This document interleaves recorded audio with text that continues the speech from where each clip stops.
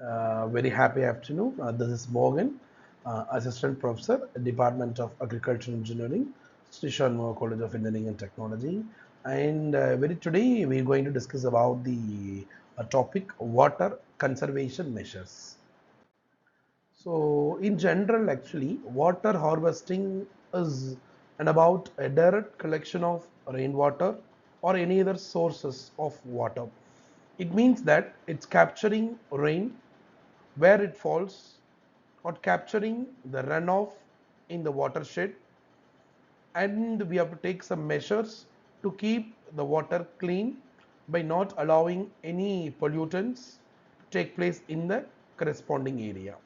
The rainwater collected can be stored for direct use or can be recharged directly into the groundwater through percolating wells or percolating pond. So the water harvesting can be undertaken through various ways. One is capturing runoff from rooftops, capturing runoff from local attachment, capturing seasonal floodwater from local stream, conserving water through watershed management. So the major water conservation measure, it's have the technique which can be served the following purposes. One is to provide drinking water, to provide irrigation water for the agricultural purposes, and also through which water harvesting we can able to increasing the groundwater table or recharge, reduce stormwater discharges, urban flood and overloading of sewage treatment plant, reduce sewage water incurrence in coastal areas. So the principle of water harvesting is as like storing of what we have done it in hydraulic structures. For hydrological design, the ratio of catchment area to the collected area is followed. The size of watershed is assessed by the field survey or the topographic map of the catchment area.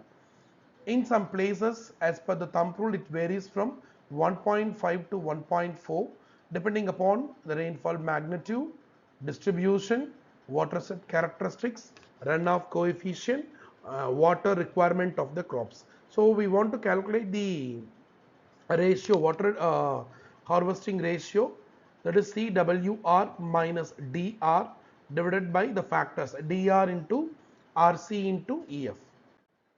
So here the DR design rainfall, RC runoff coefficient. The major factor is about for crop water requirement is basically about for the specific crops to be grown, and whatever the climatic factors that should be collected, and based on the computations can be performed from pan evaporation method and other coefficient process. Design rainfall, it is defined as the volume of rainfall for which the water harvesting project is designed. And under runoff coefficient, it denotes that percentage of rainwater which flows down the land slope as a surface runoff. This varies as per the degree of land slope, soil type, geological factor, vegetative cover, antecedent rain, rainfall intensity and return period. So these are the major parameters, or it may be the factors. It depends on the degree of surface runoff. Efficiency factor, it is a factor determined by taking into account the difference of rainfall pattern and the rate of water consumption by crop. It's range from 0.25 to 0.85. So water harvesting techniques, we have been categorized to two types. One is roof harvesting, another one is runoff harvesting. Under in the case of runoff harvesting, we have a short term as well as a long term. In short term harvesting techniques, it is classified into contour bund, semicircular hoop bund, trapezoidal bund, graded bund, rock catchment, ground catchment. Under long term harvesting techniques, dugout, embankment types of reservoir, that is irrigation dam, side detention dam, high level bund, farm bond, water harvesting bond, percolation dams. So these are the some typical types of embankment reservoirs. And next is about flood harvesting, flood water harvesting. Then by diverting into graded bund, check dam, sand dam, uh, subsurface dam, flood control reservoir. This is about the rooftop harvesting. It's especially done in all type of residential houses, or even it may be a commercial type of building, which is used to collect all the source of rainwater which is collected in the building. That should be transferred directly into the pit, or if in a tank which is collected specifically designed for collecting the rainwater, or in some houses the water can be collected through in all the places from the house, and it can be directly get into the ground to increasing the groundwater table or recharge.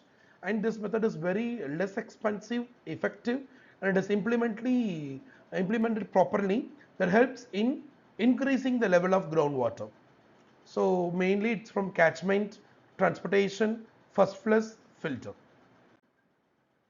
Under the short-term runoff harvesting techniques, by contour bend, the height of contour bend, I think the figure it shows the example for contour bend. The height of contour bend ranges from 0.3 meter to 1 meter from the level of surface. And why these bends are specifically created to hold the surface runoff through area which is surrounded by two adjacent bends. By semicircular hoop, the structure consists of earthen embankment constructed in the shape of semicircle. See, this image shows that the semicircle hoop, it has been created. Before this hoop, the plants have been planted. The water contributed from this area is collected within this hoop to a maximum depth to the equal to the height of embankment. Here in this type of semicircular hoop, grasses, fodder, shrubs, or it may be for cattle crops, we used to say. For that it has been created. This is about the horizontal bund. This is the best way that has to create or that has to store major amount of runoff, or it may be the rainwater. The tips of the bund wings are placed on the contour. The height of trapezoidal bend varies from 0.3 to 0.6 meter.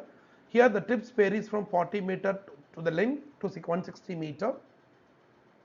Here through which this horizontal trapezoidal bend, where this bend is suitable for high or causing more surface flow. Such type of structures can be used for irrigation of crops, grasses, shrubs and trees. Graded bend. It consists of earthen or stone embankment, has a slope ranges from 0.5 to 2%. The height of bend ranges from 0.3 to 0.6 meter. This makes just like an open-ended trapezoidal bend. That is why it's also called as modified trapezoidal bend. It's specifically for irrigating the crops. Where rock catchment and ground catchment, so both are similarly same. Here the rock catchments are exposed rock surfaces used for collecting the rainwater into a part of depressed area. Here large area of ground is specifically used for catchment as like a small pond. In long-term harvesting techniques is especially done for building a big water stock for purpose of irrigation, fish farming, electricity generator, especially as like storage reservoir or impounding reservoir. An example and types of long-term harvesting techniques is dugout bond, embankment type reservoir. It's like dams. This is about the dugout bond. It has been created for excavating the soil from the ground surface, and through which the water can be get into the dugout pond, especially on rain-fed areas, or as well as excess runoff it has happened in the places. It is suitable for land slope less than 4%, where water table lies within 1.5 to 2 meter from the ground surface. An embankment, it is a type of dam or reservoir type. This runoff water is collected into the reservoir, and it has been stored for longer purposes where the water demand is increasing, through which it can be purposefully satisfied. The storage capacity of the reservoir is determined on the basis of water requirement of various demand, available surface runoff from the catchment. Embankment type reservoirs are again classified according to the purpose which they are meant, especially gravity dam or earthen dam like arch dam like this. So this is all about the reservoirs in embankment type of reservoirs. So thank you. The further type of discussions will discuss on the upcoming sessions. Thank you.